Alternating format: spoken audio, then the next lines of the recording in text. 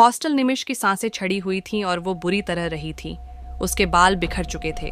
वह शीशे के सामने खड़ी खुद को देखकर अपने बाल वापस बांधने की कोशिश कर रही थी, पर घबराहट के मारे वह कुछ नहीं कर पा रही थी।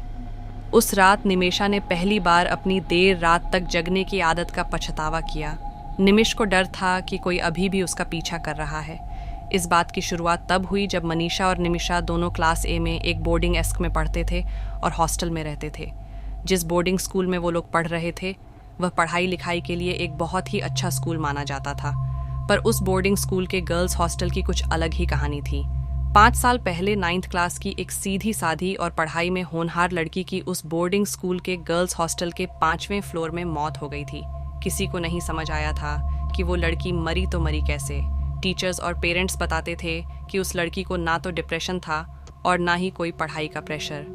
पहले सबको लगा ये मर्डर है, लेकिन पुलिस को कभी कोई सबूत नहीं मिला, जिसकी वजह से यह केस बंद हो गया। पर साल दर साल धीरे धीरे एक अफवाह फैलने लगी कि अब उस 5th फ्लोर पर उस लड़की का भूत रहता है। इसीलिए 5th फ्लोर को स्कूल अथॉरिटीज ने बंद कर दिया, जिसे हफ्ते में सिर्फ एक बार खोला जाता था ताकि उसकी सफाई हो सके। उस इंसिडेंट के करीब 5 साल बाद निमेषा और मनीषा उस हॉस्टल के एक रूम में शेयरिंग में रहने लगे।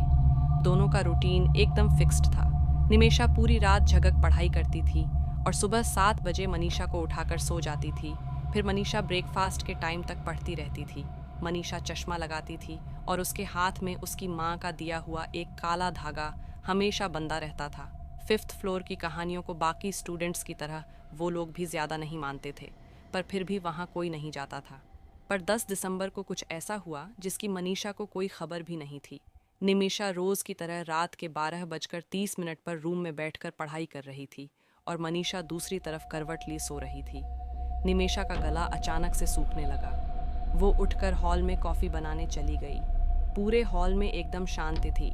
सब लोग या तो अपने कमरे में थे या सो चुके थे। उस हॉल में कोई नहीं था, बस कॉफ़ी मशीन के गड़गड़ा की आवाज़ आ रही थी। पर मशीन को स्विच ऑफ करने के बाद फिर से सन्नाटा छा गया। निमिष कॉफ़ी का मग लेकर पीछे मुड़ी और उसको अचानक झटका लगा, जिससे उसकी कॉफ़ी छलक गई। उसने देखा कि मनीषा उसके पीछे ही खड़ी है। अंधेरा ज़्यादा होने की वजह से उसकी आधी ही शक्ल निमिष को दिख पा रही थी। उस रात मनीषा कुछ अलग सी दिख रही थी। उसने ना तो अपना चश्मा पहना था और ना ही उसके हाथ में वो काला धागा था। निवेशा ने मनीषा से पूछा कि वो इतनी जल्दी क्यों जाग गई, जिसके जवाब में मनीषा ने बोला, क्यों ना हम दोनों 5th फ्लोर की बालकनी पर चले। ये सुनकर निशा की आंखें चौड़ी हो गईं और मुंह पर हल्की सी शरारत भरी मुस्कुराहट आ गई। इससे पहले कि वह कुछ बोलती, मनीषा उसका हाथ पकड़कर उसे अपने साथ ऊपर सीढ़ियों पर ले जाने लगी। जब दोनों सीढ़ियां चढ़ रही थीं, तो बस निमिष की ही चप्पल की आवाज़ आ रही थी। उसने नोटिस किया कि मनीषा ने चप्पल भी नहीं पहनी थी। कुछ तो बहुत अजीब था। उस रात उस हॉस्टल के 5th फ्लोर का दरवाज़ा खुला हुआ था और वो दोनों 5th फ्लोर पर चले गए। वह पहले इधर उधर देखने लगे, फिर कुछ मिनट बाद दोनों ने खुद को एक रूम में पाया।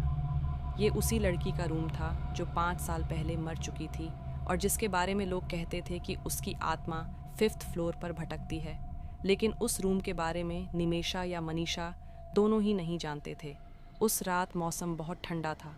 5th फ्लोर के हलवे पर बनी खिड़कियों से ठंडी हवाएं आ रही थीं और रात के अंधेरे में कोहरा जम रहा था। उसी बीच निशा की नज़रें दीवार पर पड़ी, जिस पर किसी ने अपने नाखून से बड़ा बड़ा 10वीं दिसंबर लिखा हुआ था। दोनों बालकनी पर खड़े होकर नीचे देखने लगे। मनीषा बहुत देर से चुपचाप घूम रही थी। निमिषा को बहुत ज़ोरों से ठंड लग रही थी, तो उसने मनीषा को नीचे चलने को कहा, लेकिन मनीषा ने निमेषा की बात पर कोई ध्यान ही नहीं दिया। उसने फिर से मनीषा को पुकारने की कोशिश की और तब पहली बार मनीषा ने उसकी आंखों में आंखें डालकर देखा।